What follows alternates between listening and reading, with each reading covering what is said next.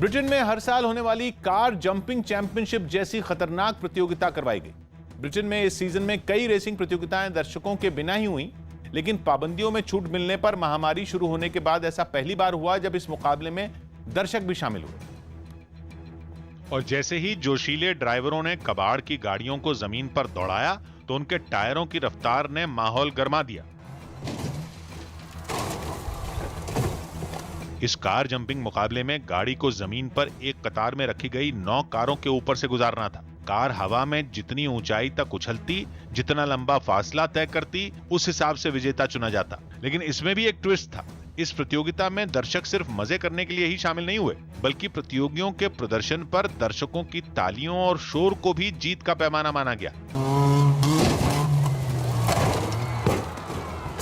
इसके बाद जैसे ही मुकाबला शुरू हुआ, कुछ गाड़ियां तो औंधे मुंह जा गिरी और कुछ पलटकर भी सीधी हो गईं, लेकिन कुछ तो 9 गाड़ियों के फासले को पार तक नहीं कर पाईं और उन्हीं के ऊपर आधम की। सांसें अटका देने वाले ऐसे खतरनाक करतब कि उन्हें करके कबाड़ कारों का भी कचूमर सा निकल गया, लेकिन उन्हें चलाने वाले ड्राइवर मौत को गच्चा देकर बिल्कुल सही सलामत गाड़ी से बाहर निकल आए। सिक्योरिटी गार्ड के तौर पर नौकरी करने वाले रायन विंग ने यह प्रतियोगिता जीती। हालांकि इतने हैरत अंगेज कारनामे के लिए इनाम के तौर पर उन्हें महज 50 पाउंड यानी भारतीय रुपयों में लगभग 5100 रुपए और एक ट्रॉफी मिली। दिल्ली के जहांगीरपुरी इलाके में कुछ उपद्रवियों ने वहां खड़ी गाड़ियों को निशाना बनाया। बताया गया कि कुछ दिन पहले वहां 2 गुटों की लड़ाई हुई थी, जिनमें एक गुट ने बदला लेने के लिए यह हरकत की और उनकी इस हरकत से गुस्साए इलाके के लोग पुलिस पर भड़क गए।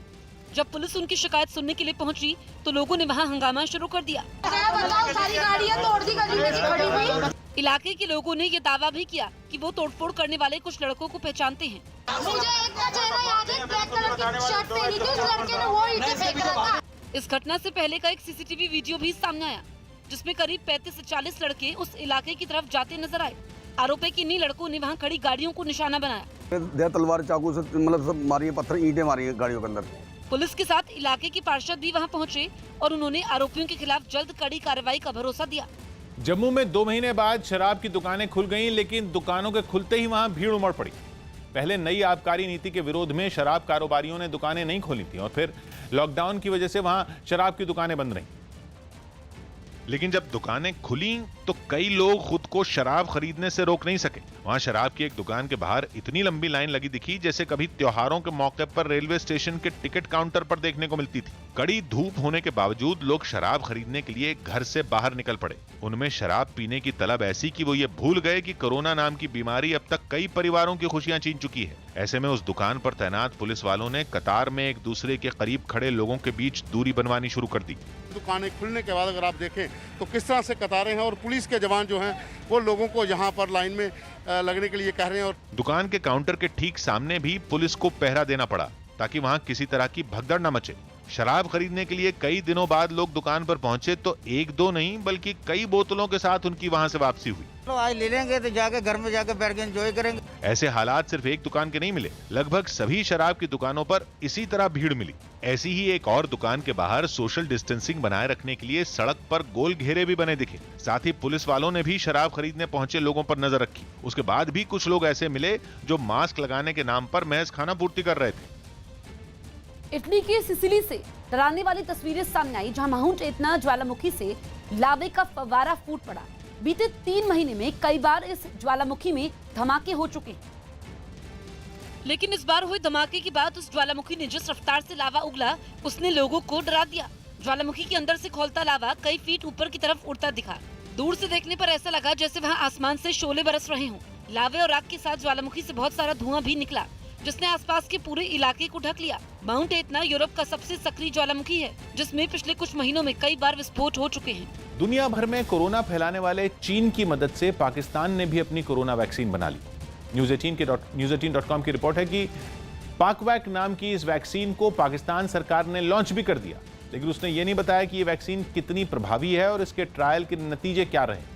हालांकि पाकिस्तान सरकार ने दावा किया कि यह टीका कई दौर के ट्रायल से गुजरा है और कोरोना से बचाने में कारगर है। मगर सोशल मीडिया पर कुछ लोगों ने चुटकी ली कि चीन की वैक्सीन साइनोवैक को ही नए कलेवर में पाकिस्तान में पेश किया गया, जिसका दुनिया में कोई खरीदार नहीं मिल रहा।